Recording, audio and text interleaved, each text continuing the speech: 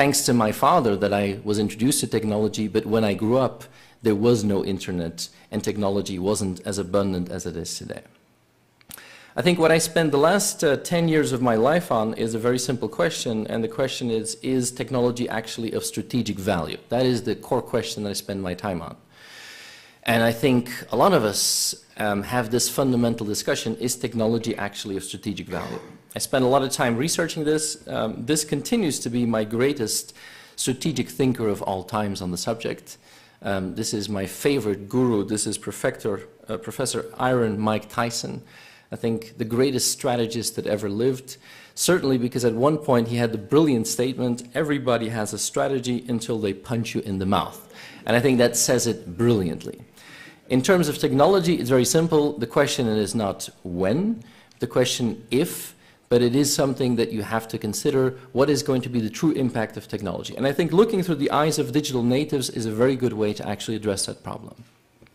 My statement is very simple. Once the new normal is amongst us, once we enter the new normal, I think we will fundamentally have to completely rethink the way we use technology, apply technology, sell technology, and work with technology. So if you think that we have now arrived in a comfortable zone, I can say it's probably completely the opposite. Now, if you want to look back, and I love looking back because a technologist loves to look back, it's amazing to see how we struggled with technology in the first half of this digital revolution, because technology was special then. Technology was something new. And some people can't cope. When I visit my parents-in-law, the mother and father of my wife, on Sunday, it's a very peculiar sight, because every Sunday when we visit them, I hope to see this on my in-laws' VCR. I have never seen that, because every Sunday when I visit them, I see 1200 blinking on their VCR, because my in-laws are genetically incapable of programming the video recorder. That's a defect that unfortunately has seeped into my children. But it is something that you can almost separate people who are with it and people who are not with it. And it's interesting to see that we've only introduced some of this technology maybe 10, 15, or 20 years ago, even more recently. Remember email and the introduction of email. In the beginning when we had email, we actually invited people to send you an email. Stuur mij een keer een e-mail. And that's the type of things we said to people. We don't say that anymore. We have an avalanche of email every single day that is haunting us. And if you look at the evolution, we have often introduced new things, and I'll turn it down. We have introduced new technology, new ways of working, that people had difficulties with. They had difficulty in accepting how technology was changing their lives, and they had no idea how to use new technology.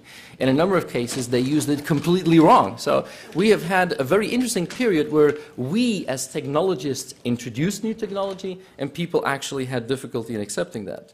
Suppose you would have somebody who came back to work after 20 years, and the way they would use technology today would be completely different.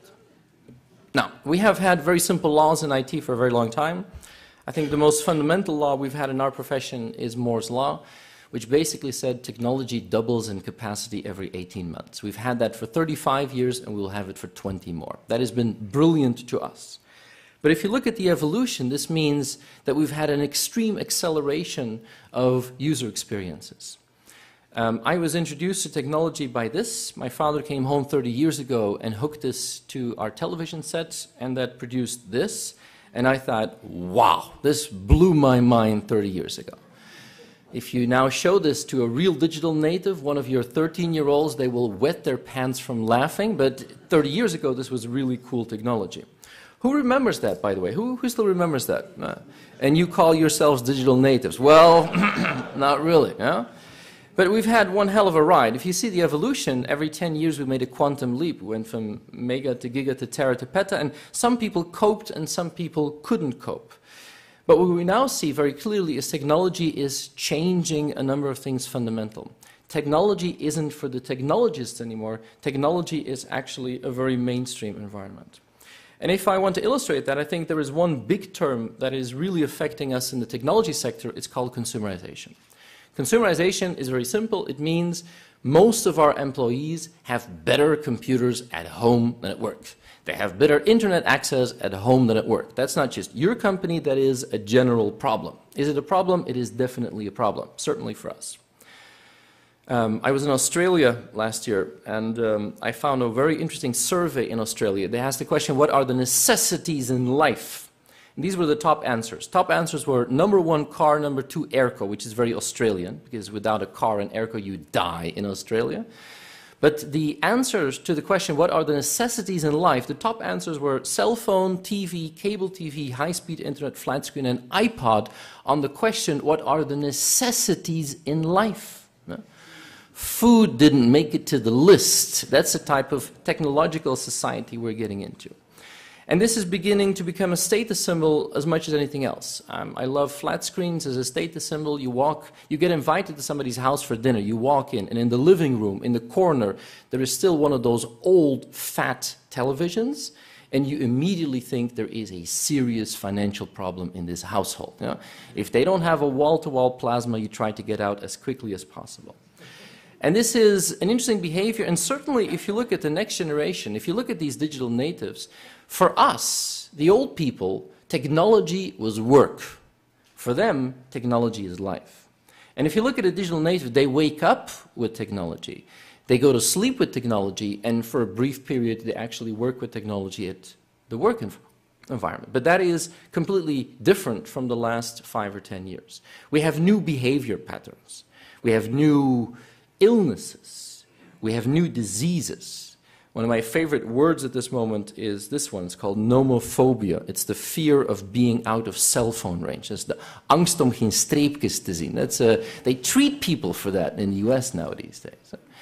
But certainly, if you look at the next generation, and the Generation Y is interesting. Generation Y are people born after 1978. Is there anyone in this room born after 1978? I'm just curious. No one, right?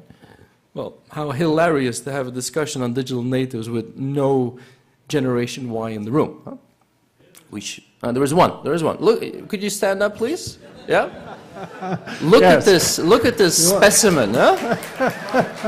Yes. Just a very brief comment on this question of definitions. Maybe it's fair to consider that what Peter Kosten gave as a definition was more aspirational rather than descriptive, and now we're trying to get to a descriptive. So you're giving us hope, you're giving us analysis. Is that a fair summary?